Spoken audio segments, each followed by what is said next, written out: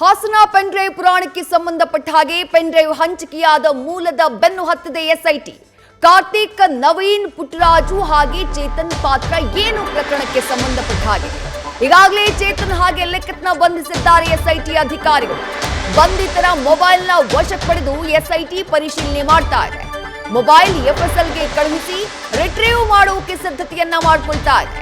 CDR ಹಾಗೆ tower dump ತೆಗೆದು investigation ನಡೆಸೋಕೆ ತಯಾರಾಗಿದೆ SIT. ಯಾರ್ಯಾರ ಜೊತೆ ಸಂಪರ್ಕದಲ್ಲಿ ಇದ್ರು ಅನ್ನೋದನ್ನ ಪರಿಶೀಲನೆ ಮಾಡುವಂತಹ ಕೆಲಸ ಸದ್ಯ ಆಗ್ತಾ ಇದೆ.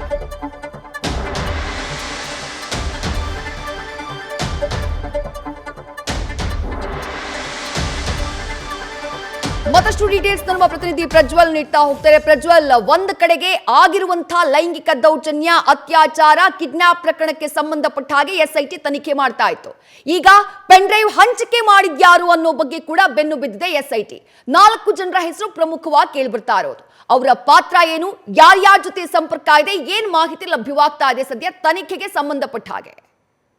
ವಿದ್ಯಾಶ್ರೀ, ಪ್ರಜ್ವಲ್ ರೇವಣ್ಣ ಅವರದ್ದು ಎನ್ನಲಾದಂತಹ ಅಶ್ಲೀಲ ವಿಡಿಯೋ ವೈರಲ್ ಪ್ರಕರಣಕ್ಕೆ ಸಂಬಂಧಪಟ್ಟಂತೆ ಈಗಾಗಲೇ ಎಸ್ಐಟಿ ಕೂಡ ವಿಡಿಯೋವನ್ನ ಮಾಡಿದಂಥವ್ರು ಯಾರು, ಅದೇ ರೀತಿ ಅದನ್ನ ಹಂಚಿದಂಥವ್ರು ಯಾರು ಅನ್ನೋದ್ರ ಬಗ್ಗೆ ತನಿಖೆಯನ್ನ ಮಾಡುವಂತ ಒಂದು ಕೆಲಸವನ್ನ ಮಾಡ್ತಾ ಇದೆ. ಅದರಲ್ಲಿ ಪ್ರಮುಖವಾಗಿ 4 ಜನರ ಹೆಸರು ಕೇಳಿ ಬರ್ತಾ ಇರುವಂತದ್ದು. ಅದರಲ್ಲಿ ಕಾರ್ತಿಕ್, ಅದೇ ರೀತಿಯಲ್ಲಿ ನವೀನ್ ಹಾಗೆ ಲಿಖಿತ್ ಮತ್ತೆ ಚೇತನ್ ಅನ್ನುವರ ಹೆಸರೇನಿದೆ ಅದು ಈಗಾಗಲೇ ಕೇಳಿ ಬರ್ತಾ ಇದೆ. ಈಗಾಗಲೇ ಚೇತನ್ ಮತ್ತೆ ಲಿಖಿತ್ ಅನ್ನ ಬಂಧಿಸಿ ವಿಚಾರಣೆ ಮಾಡುವಂತಹ ಒಂದು ಕೆಲಸವನ್ನ ಅಧಿಕಾರಿಗಳು ಕೂಡ ಮಾಡ್ತಾ ಇದ್ದಾರೆ. ಆದ್ರೆ ಇವರಿಗೆ ವಿಡಿಯೋ ಬಂದಿದ್ದು ಹೇಗೆ ಅನ್ನುವಂಥದ್ದೇ ಇಲ್ಲಿ ಪ್ರಮುಖವಾಗಿರುವಂತಹ ಪ್ರಶ್ನೆ. ಯಾಕೆ ಅಂತ ಹೇಳಿದ್ರೆ ಇವರಿಗೆ ಏನಾದರೂ ಟಾಸ್ಕ್ ಅನ್ನು ನೀಡಲಾಗಿತ್ತಾ ಅನ್ನೋದ್ರ ಬಗ್ಗೆ ಕೂಡ ಈಗಾಗಲೇ ಎಸ್ಐಟಿ ಅಧಿಕಾರಿಗಳು ತನಿಖೆಯನ್ನು ನಡೆಸ್ತಾ ಇರುವಂತದ್ದು. ಇಲ್ಲಿ ಪ್ರಮುಖವಾಗಿ ವಿಡಿಯೋ ಯಾರಿಂದ ಬಂತು, ಅದೇ ರೀತಿಯಲ್ಲಿ ಹೇಗೆ ಬಂತು ಅನ್ನೋದ್ರ ಬಗ್ಗೆ ಕೂಡ ಮಾಹಿತಿಯನ್ನು ಕಲೆ ಹಾಕುವಂತ ಒಂದು ಕೆಲಸವನ್ನ ಮಾಡ್ತಾ ಹೋಗ್ತಾರೆ. ಅದೇ ರೀತಿಯಲ್ಲಿ ಇವರು ಯಾರ್ಯಾರಿಗೆ ಸೆಂಡ್ ಮಾಡಿದ್ರು ಅನ್ನೋದ್ರ ಬಗ್ಗೆ ಕೂಡ ಮಾಹಿತಿಯನ್ನು ಕಲೆ ಹಾಕುವಂತ ಒಂದು ಕೆಲಸವನ್ನ ಮಾಡ್ತಾ ಹೋಗ್ತಾರೆ. ಅದರಲ್ಲೂ ಕೂಡ ಪ್ರಮುಖವಾಗಿ ಈ 4 ಮೊಬೈಲ್ ಅನ್ನು ವಶಕ್ಕೆ ಪಡೆದು ಅದನ್ನ ರಿಟ್ರೀವ್ ಮಾಡುವಂತ ಒಂದು ಕೆಲಸವನ್ನು ಮಾಡಬೇಕಾಗುತ್ತೆ. ಇವರಿಗೆ ಮೊದಲು ವಿಡಿಯೋವನ್ನ ಕೊಟ್ಟಂತವ್ರು ಯಾರು, ಅದೇ ರೀತಿಯಲ್ಲಿ ಇವರು ಅನಂತರದಲ್ಲಿ ಯಾರಿಗೆ ಸೆಂಡ್ ಮಾಡಿದ್ದಾರೆ, ಪೆನ್ ಡ್ರೈವ್ಗೆ ಹೇಗೆ ಕಾಪಿ ಮಾಡಿದ್ದಾರೆ ಅನ್ನೋದ್ರ ಬಗ್ಗೆ ಕೂಡ ಮಾಹಿತಿನ ಕಲೆ ಹಾಕಬೇಕಾಗುತ್ತೆ. ಅಷ್ಟೇ ಅಲ್ಲದೆ ಇವರ ಒಂದು ಮೊಬೈಲ್ ನಂಬರ್ನ ಸಿಡಿಆರ್ ಹಾಗೆ ಟವರ್ ಡಂಪ್ ಅನ್ನ ತೆಗೆದು ಕೂಡ ಪರಿಶೀಲನೆ ಮಾಡುವಂತ ಒಂದು ಕೆಲಸವನ್ನ ಮಾಡ್ತಾ ಹೋಗ್ತಾರೆ. ಕಾರಣ ಏನು ಅಂತ ಹೇಳಿದ್ರೆ ಇವರು ಯಾರ್ಯಾರೊಂದಿಗೆ ಮಾತನಾಡಿದ್ದಾರೆ, ಇವರ ಜೊತೆ ಸಂಪರ್ಕದಲ್ಲಿ ಇರುವಂತವ್ರು ಯಾರು, ಯಾರಾದ್ರೂ ಪ್ರಮುಖ ವ್ಯಕ್ತಿಗಳು ಅಥವಾ ಪ್ರಭಾವಿ ವ್ಯಕ್ತಿಗಳು ಇವರ ಸಂಪರ್ಕದಲ್ಲಿ ಇದ್ರ, ಇದೊಂದು ಪ್ರೀ ಪ್ಲಾನ್ ಅನ್ನುವಂತ ಒಂದು ವಿಚಾರ ಏನಿದೆ ಅದು ಈಗಾಗಲೇ ಸ್ಪಷ್ಟವಾಗಿ ಗೊತ್ತಾಗ್ತಾ ಇರುವಂತದ್ದು. ಆ ಒಂದು ನಿಟ್ಟಿನಲ್ಲಿ ಇವರು ಯಾವ ರೀತಿಯಲ್ಲಿ ಪ್ಲಾನ್ ಮಾಡಿದ್ರು, ಇದನ್ನ ಯಾವ ರೀತಿಯಲ್ಲಿ ಎಕ್ಸಿಕ್ಯೂಟ್ ಮಾಡಿದ್ರು ಅನ್ನೋದ್ರ ಬಗ್ಗೆ ಕೂಡ ಮಾಹಿತಿಯನ್ನು ಕಲೆ ಹಾಕುವಂತ ಒಂದು ಕೆಲಸವನ್ನ ಎಸ್ಐಟಿ ಅಧಿಕಾರಿಗಳು ಮಾಡಬೇಕಾಗುತ್ತೆ. ಅದರಲ್ಲೂ ಕೂಡ ಪ್ರಮುಖವಾಗಿ ಗಮನಿಸ್ತಾ ಹೋದ್ರೆ ಈ ಒಂದು ವಿಡಿಯೋದಲ್ಲಿ ಯಾರ ಒಂದು ಮುಖ ಕೂಡ ಸ್ಪಷ್ಟವಾಗಿ ಕಾಣದೇ ಇರೋದ್ರಿಂದಾಗಿ ಆ ವಿಡಿಯೋ ಬಗ್ಗೆ ಕೂಡ ಈಗಾಗಲೇ ಸತ್ಯಾಸತ್ಯತೆಯನ್ನು ಪರಿಶೀಲನೆ ಮಾಡುವಂತ ಒಂದು ಕೆಲಸವನ್ನ ಎಸ್ಐಟಿ ಅಧಿಕಾರಿಗಳು ಮಾಡ್ತಾ ಇರುವಂತದ್ದು. ಯಾವಾಗ ಪ್ರಕರಣ ದಾಖಲಾಯಿತೋ ಅವಾಗಿನಿಂದಲೂ ಕೂಡ ಇದ್ರ ಬಗ್ಗೆ ತನಿಖೆಯನ್ನ ಮಾಡ್ತಾ ಇದ್ದಾರೆ. ಆದ್ರೆ ಇನ್ನೂ ಕೂಡ ಮೂಲ ಹುಡುಕುವಂತದ್ದು ಸಾಕಷ್ಟು ಕಷ್ಟವಾಗಿದೆ. ಕಾರಣ ಮೂಲ ಡಿವೈಸ್ ಇನ್ನೂ ಕೂಡ ಪತ್ತೆಯಾಗಿಲ್ಲ. ಅಂದ್ರೆ ವಿಡಿಯೋ ಮಾಡಿದಂತ ಮೂಲ ಡಿವೈಸ್ ಯಾವುದು ಅನ್ನೋದ್ರ ಬಗ್ಗೆ ಕೂಡ ಇಲ್ಲಿ ಅಧಿಕಾರಿಗಳು ತಲೆ ಕೆಡಿಸಿಕೊಂಡು ಹುಡುಕ್ತಾ ಇದ್ರು ಕೂಡ ಆ ಒಂದು ಡಿವೈಸ್ ಪತ್ತೆಯಾಗದೇ ಇರೋದ್ರಿಂದಾಗಿ ಸಾಕಷ್ಟು ಅನುಮಾನಗಳಿಗೆ ಕಾರಣವಾಗ್ತಾ ಇರುವಂತದ್ದು. ಈಗಾಗಲೇ ಚೇತನ್ ಹಾಗೆ ಲಿಖಿತ್ ಅವರನ್ನ ಬಂಧಿಸಿರುವಂತಹ ಅಧಿಕಾರಿಗಳು ಅವ್ರನ್ನ ಕೂಡ ವಿಚಾರಣೆ ಮಾಡ್ತಾ ಇದ್ದಾರೆ.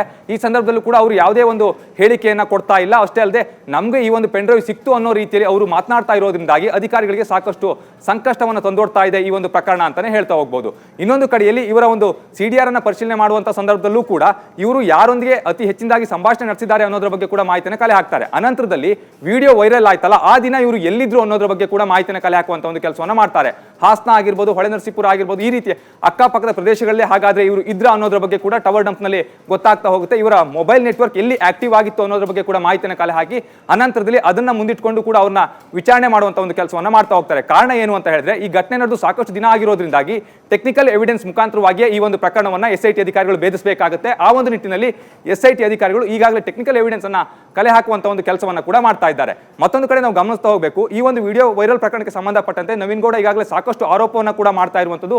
ಆತನ ಆರೋಪದ ಮೇಲೆಯೂ ಕೂಡ ಈಗಾಗಲೇ ಎಸ್ಐಟಿ ಅಧಿಕಾರಿಗಳು ತನಿಖೆ ಮಾಡುವಂತ ಒಂದು ಕೆಲಸವನ್ನ ಮಾಡಬೇಕಾಗುತ್ತೆ. ಕಾರಣ ಏನು ಅಂತ ಹೇಳಿದ್ರೆ ಈತನ ಮೇಲೆ ಮೊದಲಿಗೆ ಹಾಸನ ಸೈಬರ್ ಕ್ರೈಮ್ ಪೊಲೀಸ್ ಠಾಣೆಯಲ್ಲಿ ಎಫ್ಐಆರ್ ಕೂಡ ದಾಖಲಾಗುತ್ತೆ. ಅನಂತರದಲ್ಲಿ ಈತ ಪೊಲೀಸರಿಗೆ ಸಿಕ್ಕಿರೋದಿಲ್ಲ ಅನ್ನುವಂಥದ್ದು ಕೂಡ ಇಲ್ಲಿ ಸ್ಪಷ್ಟವಾಗಿರುವಂತಹ ಒಂದು ವಿಚಾರ. ಆ ಒಂದು ನಿಟ್ಟಿನಲ್ಲಿ ಆತನ ಬಗ್ಗೆ ಮಾಹಿತಿಯನ್ನು ಕಲೆ ಹಾಕುವಂಥದ್ದು, ಅದೇ ರೀತಿ ಆತನ ನಂಬರ್ನ ಸಿಡಿಆರ್ ಅನ್ನು ತೆಗೆದು ಕೂಡ ಆತ ಯಾರೊಂದಿಗೆ ಸಂಪರ್ಕದಲ್ಲಿ ಇದ್ದಾನೆ ಅನ್ನೋದ್ರ ಬಗ್ಗೆ ಕೂಡ ಈಗಾಗಲೇ ಎಸ್ಐಟಿ ಅಧಿಕಾರಿಗಳು ಮಾಹಿತಿ ಕಲೆ ಹಾಕುವಂತ ಒಂದು ಕೆಲಸವನ್ನ ಮಾಡ್ತಾ ಇರುವಂತದ್ದು. ವಿದ್ಯಾಶ್ರೀ, ನ್ಯೂಸ್ ಫಸ್ಟ್ ನಿರ್ಭೀತಿಯಿಂದ ನಿಮ್ಮ ಪರವಾಗಿ.